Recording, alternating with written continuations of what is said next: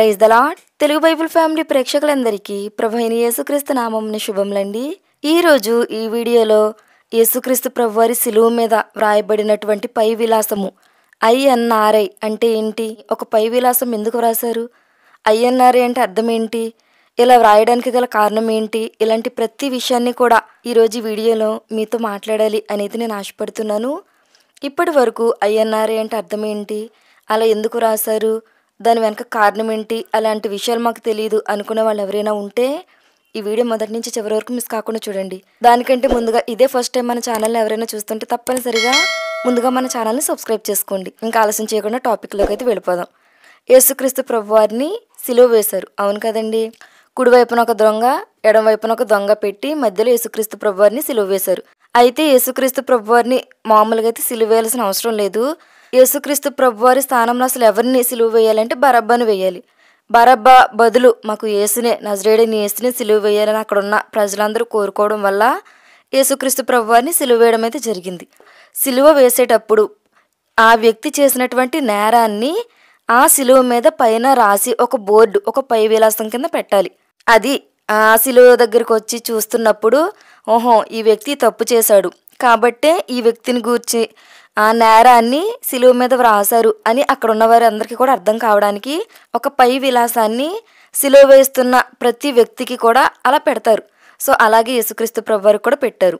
ఇక్కడ మనకు కనిపించే ఒక చిన్న పాయింట్ ఏంటంటే ప్రతి ఒక్కరికి కూడా సిలువ మీద పై విలాసంగా నేరం రాస్తే ఇక్కడ యేసుక్రీస్తు ప్రభువారికి మాత్రం యూదుల రాజైన నజరేయుడైన యేసు INRI అని రాస్తారు.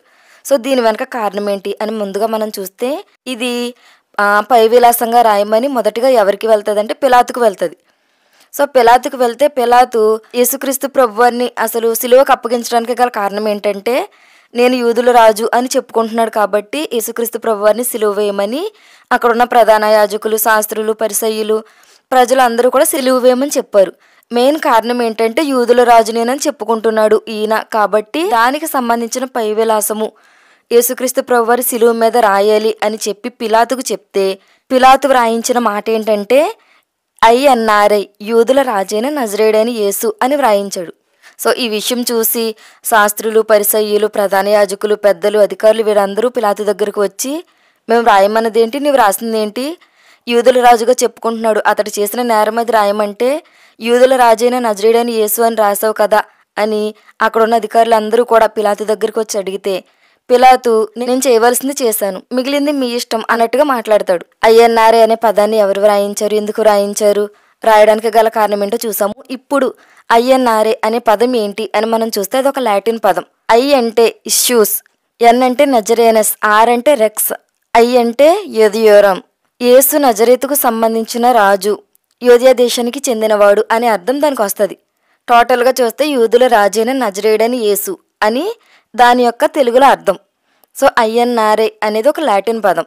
అయితే ప్రాముఖ్యంగా సిలువ మీద వాళ్ళు చేసినటువంటి నేరం ఏంటి అని ప్రతి ఒక్కరు కూడా చూస్తారు కదండి. ఆ నేరం ఏంటో చూసే వాళ్ళకి అర్థమగు రీతిలో 3 భాషల్లో, ప్రాముఖ్యంగా 3 భాషల్లో ఆ యొక్క పై విలాసాన్ని INRIని వ్రాసారు. ఆ 3 భాషలు ఏంటంటే లాటిను, గ్రీకు, హెబ్రీ. ఈ 3 భాషల్లో ఆ యొక్క పై విలాసాన్ని వ్రాసారు. కారణం ఏంటంటే మొదటి శతాబ్ద కాలంలో యేసుక్రీస్తు ప్రభువారు జీవించిన కాలంలో ఇశ్రాయేలీలు మాట్లాడే వాడుక భాష ఏంటి అని మనం చూసినట్లయితే ఈ 3 భాషలే. ప్రాముఖ్యంగా ఈ 3 భాషలు వారందరికీ వాడుకలో ఉన్నాయి కాబట్టి ఒకవేళ దారంటా వెళ్ళేవాళ్ళు ఎవరైనా ఈ వ్యక్తి చేసినటువంటి నేరం ఏంటి అని చూడాలి అంటే వారికి ఆ భాష అర్థమగు రీతిలో 3 రకాల భాషలో INRI అంటే అర్థం ఏంటి అనేది 3 రకాల భాషలో పై విలాసంగా వ్రాసి యేసుక్రీస్తు ప్రభువారి తల మీద పెట్టి యేసుక్రీస్తు ప్రభువారిని సిలువ వేశారు. అయితే 3 భాషల్లో వ్రాసారని చెప్పాం కదా, అసలు 3 భాషల్లో ఉంచడానికి గల అర్థం ఏంటి, ఈ 3 భాషలు దేనికి సంబంధించి ఉన్నాయంటే మొదటిగా లాటిన్ దేనికి సంబంధించిన భాష అని మనం చూసినట్లయితే ఇది న్యాయశాస్త్రానికి సంబంధించినది. యేసుక్రీస్తు ప్రభువారు న్యాయానికి, చట్టానికి రాజు అని తెలియజెప్పడానికి లాటిన్ భాషలో ఆ యొక్క పై విలాసంలో లాటిన్ భాషలో INRIని వ్రాసారు. రెండవదిగా గ్రీకు భాషలో వ్రాసారు. గ్రీకు భాషలో వ్రాయడానికి గల కారణం ఏంటి అని మనం చూసినట్లయితే గ్రీసు దేశంలో జ్ఞానం, తెలివి అన్నీ కూడా ఆ దేశం నుండి వచ్చాయి. సో యేసుక్రీస్తు ప్రభువారు తెలివికి, వివేచనకు, జ్ఞానానికి రాజు అని చెప్పడానికి గ్రీకు భాషలో ఐఎన్ఆర్ఐ అనే పదాన్ని వ్రాసారు. మూడవదిగా హెబ్రీ భాష.